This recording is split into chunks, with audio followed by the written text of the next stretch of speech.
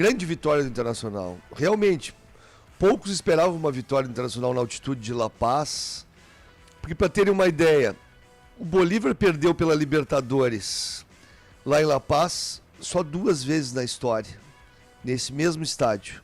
Foi em 1983 que perdeu para o Grêmio e em 2020 perdeu para o Palmeiras. E agora a 3ª vez que o Bolívar perde.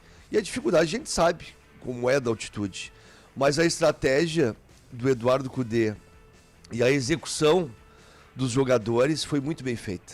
Ele optou por 3 zagueiros, os 3 zagueiros, o Vitão, o Nico Hernandes e o Mercado, tinham a companhia do Bustos e do René, ou seja, era uma linha de 5 na frente do goleiro e uma linha de 4 à frente dessa linha com o Valência solto, para puxar eventuais contra-ataques, porque a gente notava no jogo o seguinte, não era toda a bola que o Internacional ia para o contra-ataque, ia para a correria. Era dosado isso para quê?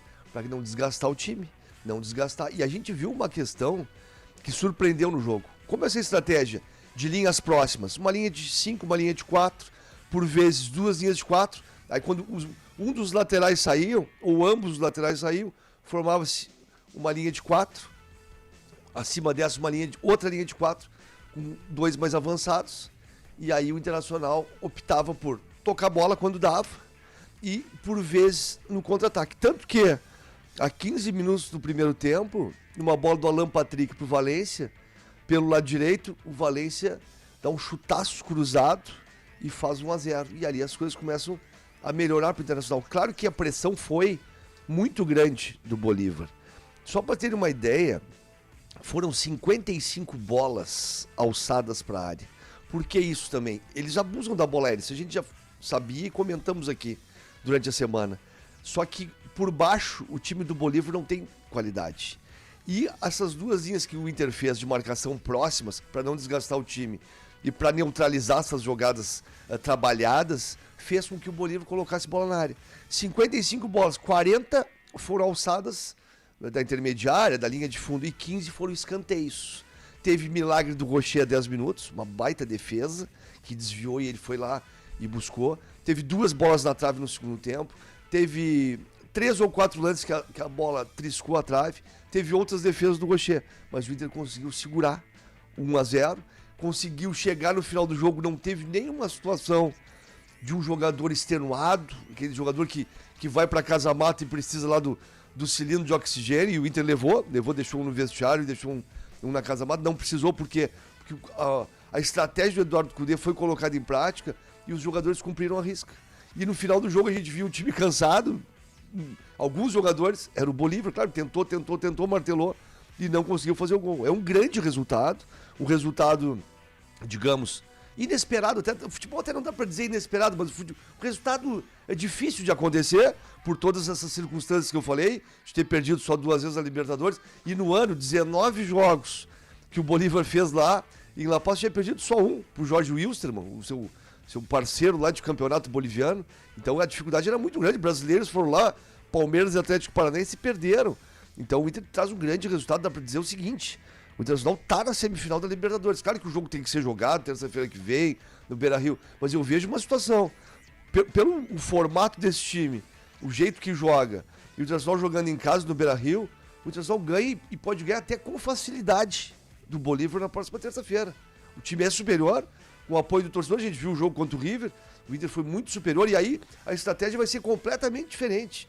Não vai ter 3 zagueiros, vai ter um time equilibrado, digamos, para poder atacar, e vai fazer a marcação alta no time boliviano no Beira-Rio, onde vai gerar o erro do adversário, porque a qualidade técnica é baixa, principalmente do meio para trás, e vai fazer os gols e vai classificar. O torcedor colorado, claro, não dá para comemorar antes do tempo, mas tá muito bem encaminhada a classificação do Inter. Eu vejo até essa questão de ganhar e ganhar bem o jogo, esse jogo no Beira-Rio na próxima terça-feira. E aí, claro, tem que esperar, né?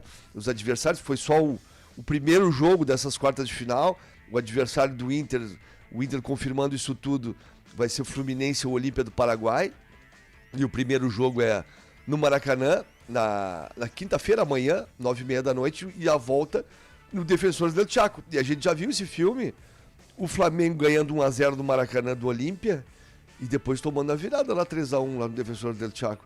Então o Fluminense, para que a gente tenha, né, tudo se confirmando um clássico brasileiro, o Fluminense tem que fazer uma diferença boa de gols hoje, tem que vencer o jogo por 2 de diferença no mínimo, para ter uma tranquilidade pro jogo da volta. Claro que é difícil, sempre é difícil. E hoje tem o Deportivo Pereira contra o Palmeiras, jogo fora de casa, o Palmeiras depois decide em casa, e tem também o clássico argentino, Boca Juniors e Racing. Os 2 grandes nomes do jogo ontem lá em La Paz. Goleiro Rocher, grande atuação. Que contratação essa do Internacional. O Grêmio até tentou, né?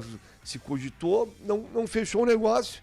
O Inter foi lá e trouxe um goleiro de seleção uruguaia, um goleiro frio, um goleiro que tem muito boa qualidade embaixo da trave, um goleiro que não é perfeito jogando com os pés, mas sabe jogar, não passa trabalho, digamos, quando a bola chega nele. Goleiro calmo e tem muita qualidade realmente. E olha, esse goleiro, nas circunstâncias de Libertadores, a gente vê que ele é um grande nome, né?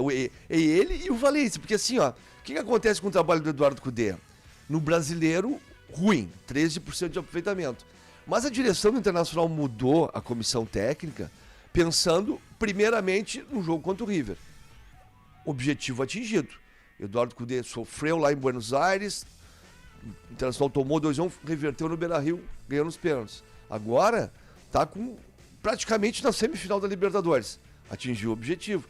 Então dá pra ver que ele precisa melhorar, obviamente, no Campeonato Brasileiro, mas por enquanto essa decisão de mudança, mano, Eduardo Cudê, é acertada, porque o Inter tá passando de fase na Libertadores.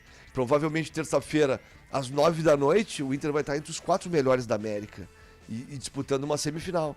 Então de dizer que o trabalho do Cudê é bom nesse aspecto de Libertadores, de estratégia nos jogos de mata-mata, mas claro que precisa melhorar num campeonato de regularidade por pontos corridos, porque não pode ficar lá embaixo da tabela, até para não correr risco de nada, né? Mas essas estratégias dele deram certo e tem que parabenizar o treinador por isso. Claro que em momentos no Campeonato Brasileiro mesmo, a gente viu o time do Eduardo Cudê pior que o time do Mano Menezes, mas agora é outro momento, agora é mata-mata de Libertadores, e isso que é a ficha número 1 pro Internacional.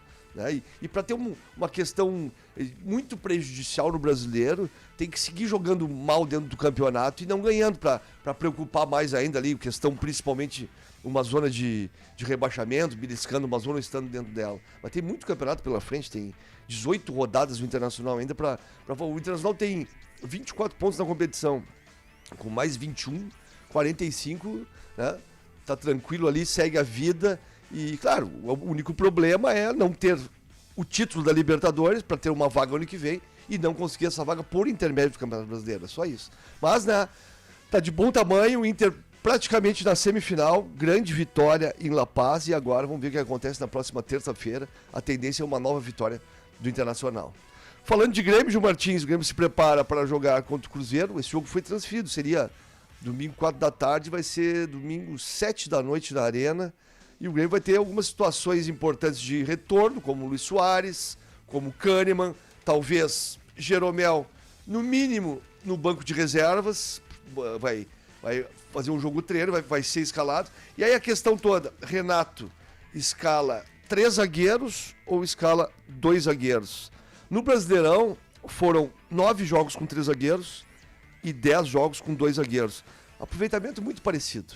Com 3 zagueiros, o Grêmio teve 59% de aproveitamento. Com 2 zagueiros, teve 57% de aproveitamento. Então é uma questão de o Renato resolver, mas não é só o que pesa, são os 3 zagueiros. Por quê? Porque o Grêmio, com 3 zagueiros, está pecando no meio de campo. Deixa o meio de campo espaçado. O Grêmio jogando com 2 zagueiros, está também com uma intenção de criar mais oportunidades de gol, tendo mais jogadores no meio de campo, mais de chegada, mas também não está conseguindo. Está sofrendo nos 2 esquemas, pressão do adversário e sofrendo gols. Tem que ter um equilíbrio. E esse equilíbrio se dá, eu vejo, no time do Grêmio, o Renato colocando 2 zagueiros. Eu torço que em seguida possa ter a volta de Jeromel e Kahneman, os 2 jogando na zaga, com os laterais ali jogando no 4-2-3-1, no 4-4-2. Eu acho que é assim que o Grêmio tem que seguir no Campeonato Brasileiro. E precisa o Grêmio, nesses 2 jogos em casa, Cruzeiro e Cuiabá, que antecedem essa parada FIFA aí, que vai parar por 10 dias o campeonato, o Grêmio fazer os 6 pontos dentro de casa. Não dá para negociar esses 6 pontos. Até porque o Grêmio contra a parte de baixo, de 9 fez 1. Ganhou do Fluminense em casa, que salvou um pouquinho para se manter ali na parte de cima da tabela. Que o Grêmio nesse momento é quinto colocado com 33. Foi beneficiado do empate segunda-feira do Atlético Paranaense, que não ultrapassou. 58% de aproveitamento. Nos últimos 15 pontos fez 7. Um aproveitamento de menos de 50% nesse recorte de 5 rodadas. E tem muita paridade ali, porque o Palmeiras tem 37, o Flamengo tem 35, o Fluminense 34 e o Grêmio 33. E logo atrás vem Atlético Paranaense e Bragantino com 32. E aí, claro, o Botafogo lá em cima com 48 pontos sobrando no Campeonato Brasileiro. Então, Gil, preparação do Grêmio essa semana para esse jogo, para a 21ª rodada do Campeonato Brasileiro. E lembrando, o Internacional enfrenta o Flamengo, sábado, 6h30 da tarde do Maracanã, provavelmente com um time misto, mas eu vejo o time internacional muito mais titular com relação ao último jogo contra o Fortaleza. Por quê? Porque tem essa vantagem de 1-0. Claro que não está definido, o futebol tem que ser jogado, não tem nada de véspera, nada. Mas pela vantagem de 1-0, pela qualidade do adversário, o Inter pode focar um pouquinho mais nesse jogo contra o Flamengo no sábado, para tentar pontuar no Maracanã, o que é difícil. E o Grêmio, esse jogo contra o Cruzeiro, domingo, 7 da noite na Arena, pelo Campeonato Brasileiro.